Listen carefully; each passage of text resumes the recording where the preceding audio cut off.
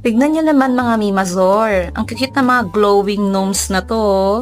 Maganda silang tignan kapag magkakasama sila. Itong short-legged and yung long-legged na gnomes. 'Di ba? Ang cute nila.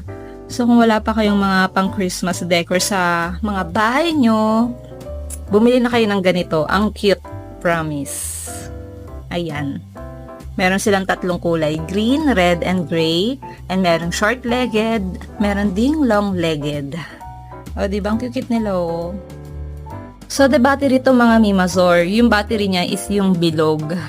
And, pwede niya tong igalaw-galaw kasi nabibend siya. Ayan. Pwede yung paganyan, pwede yung paganorn, depende sa inyo para makita yung star niya.